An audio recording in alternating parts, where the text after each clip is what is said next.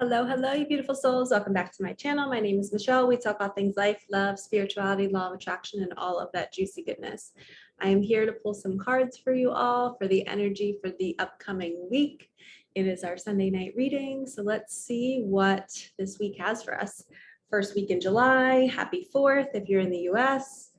Let's open up some sacred space. All right. Flames going a little cray.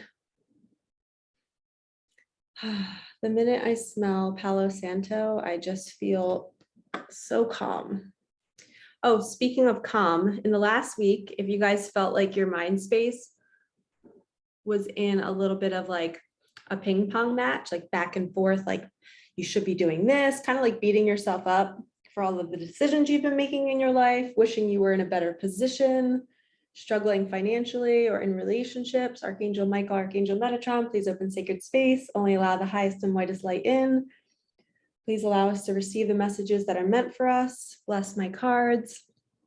Sorry, just wanted to quickly say my prayer. But yeah, if you felt like your mind was in a ping pong match last week, it was the energy. It is not you. Don't worry. And sorry I didn't hop on sooner to tell you that it was just a worldly energy. If you can think of the world as the ocean, all people are in it with us, and we are all feeling the waves at different times, depending on where we are in the ocean. Some people are really far out and they're not feeling the rough waves.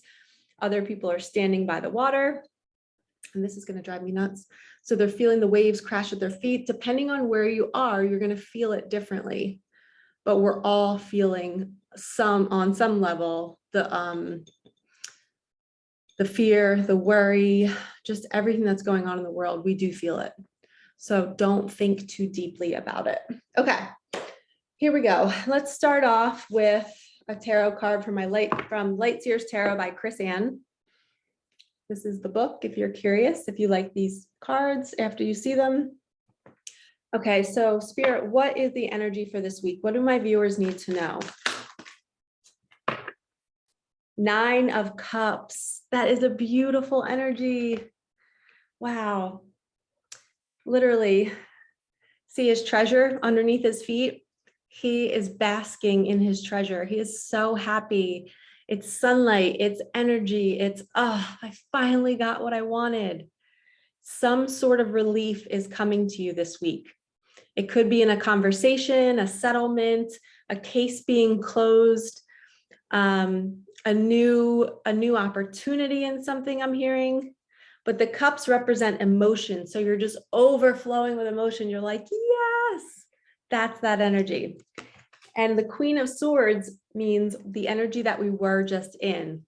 So the Queen of Swords can be very like bold and blunt and kind of bitchy. So I see this as our mind. Our mind last week was very, very bitchy. It was critiquing, judging, hating ourselves, thinking we should be further along in our journey. That's this energy, and we're no longer there. And this was actually upside down. So when it's reversed, it means the opposite of the truest meaning. So we are coming out of this energy and we are seeing our magic. We're seeing how the universe is showing up for us with this abundance of emotion.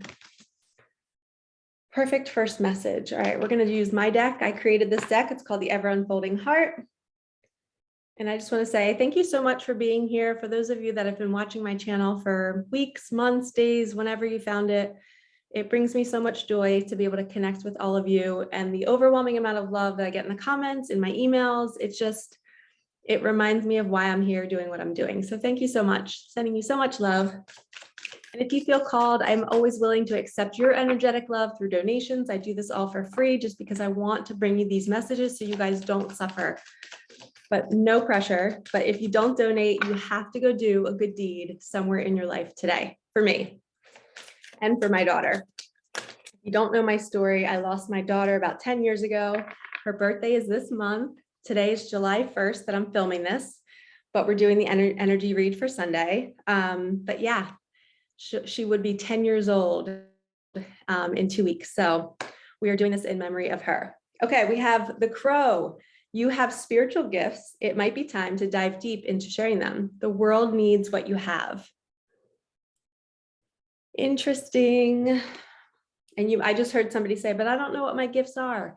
They will unfold in divine timing. You do not have to search for them. Sometimes it's what you're already doing, and you just have to change your perspective on it. Then we have your light is felt when you walk into a room. You don't even need to speak. Observe more, talk less, see that people will still love you just for breathing. And I always get this card for people that feel like they need to people please. You don't need to do that. You can observe, you can just add to conversations when you want to. There's no pressure to be any certain way, just be you. And always be self-reflecting, stay humble. I was just talking to a client last night. We were talking about how we should always remember the bad things we've done to keep us humble, and then always remember the good things that people do for us so we can stay in our gratitude. So we want to stay humble and we want to stay in our gratitude. And I know for me, sometimes I always focus on all the good that I do, and I get very like egocentric, and I try to like really love myself. And sometimes I take it too far. And I'm like, Michelle, you got to remember some of the crappy things you've done in your past to keep you humble so that you don't repeat those patterns or those behaviors. And it's hard work. And I'm really vulnerable and I share everything. If you feel called, over on my Patreon, I share my deep healing stories. I share my manifesting course. So if you feel called, you can totally join that. The extended to this reading will be over there. It's only $11.11 each month. But really, like, we don't have to please other people. We can just be us and stay humble, stay kind, do good deeds, and know that our light is felt. That is our gift. Your light is your gift. It's who you are. No, you have this energetic signature about you. Nobody else has it. So your job is to find the people that need it, and then they will provide you with the funds to kind of like fund your mission, if you will. But sometimes we have to put ourselves out there in order to find our tribe, is what I'm hearing. Deep breath. Okay. Oh, I just got a text from my sweet friend. So awesome. Well, hello. Okay, too many cards.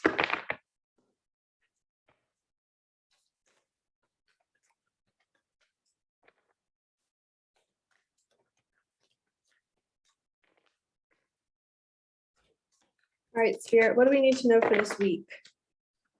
Bring us a new message.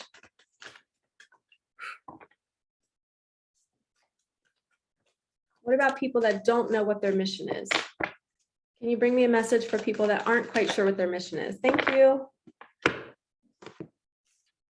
Protection. Call back your power, cut the cords, soul retrieval.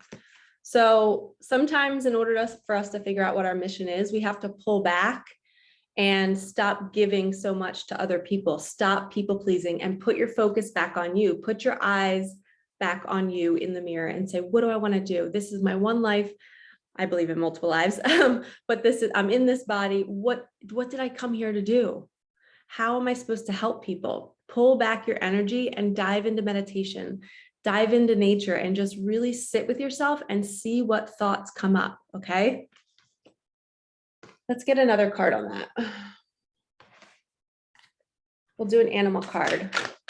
What if they don't know what their mission is? What can they do? How can we help guide them?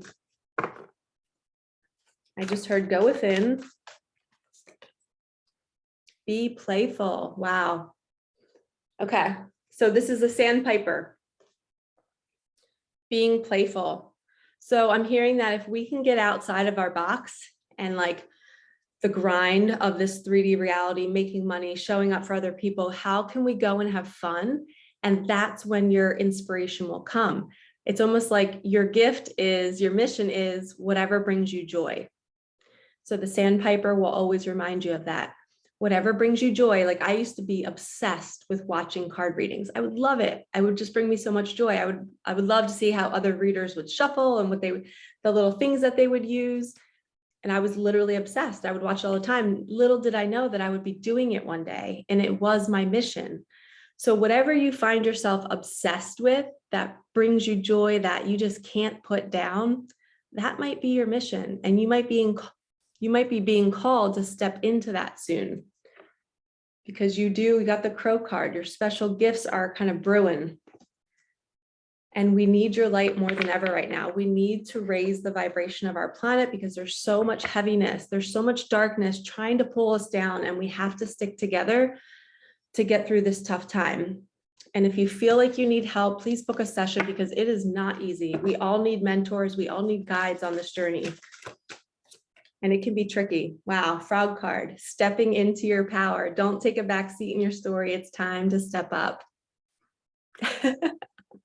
We literally just said, the message just came through that you might be being called to step into your mission. It's time. Sometimes our mission is with other people too.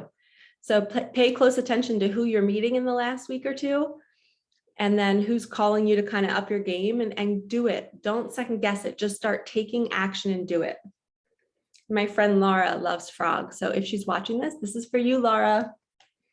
Reminds her of her dad, who recently passed. Sending him so much good energy. And he seems to be here with us. Okay. Let's do a couple relationship cards. Yeah. If you're in separation from your person, let's see what they would want to say to you. I always like to do the relationship stuff on these Sunday night readings. I feel you even though we are apart. I feel that all in my body. The yearning for you. You were the best thing in my life. You push them to grow. You push them to be better. They're not going to find anybody else with your energetic signature. And they were kind of silly for passing you up. So when they do come back, you make sure that you're only getting the best treatment. Do not settle. I am afraid to contact you. Of course they're afraid because they know they messed up and they want to apologize. What else do they want to do or say? I lost myself for a little while. And we can forgive that because we know what it's like to be on a spiritual journey and kind of feel like, who am I? What am I doing? Is this my path? Everybody is allowed to feel lost. But if you were mistreated, that is a whole nother animal. There needs to be a major apology. And an apology equals consistent action. So if somebody comes and apologizes to you, you do not just accept that and let things happen and let them start touching you or using you or doing things, well, kind of just saying all the right things. They need to be doing things for you. They need to be consistent. They need to be not forcing you to jump into something super quickly. They should be asking you what your needs are. It's almost like you then lead the partnership and they're just willing to go along with the ride, also speaking their truth, but they're not trying to drive the car of your partnership. They're surrendering to you in a way, but in a healthy, beautiful, kind of companionship type of way. I wish I had treated you better. Yep. But we can forgive them because they hadn't learned these lessons yet. They didn't see it. There was like a mask over their eyes. They just were not seeing you clearly. Last one, I am becoming a better person. All right, I'm going to move into the extended over on Patreon. We're going to dive deeper into this partnership, and we're going to go into a money reading at the end on Patreon. All right, lovies, like, comment, subscribe, hit that bell. I hope you have a fabulous week. Happy 4th of July if you're in the US, and I will see you in the next one. Peace out.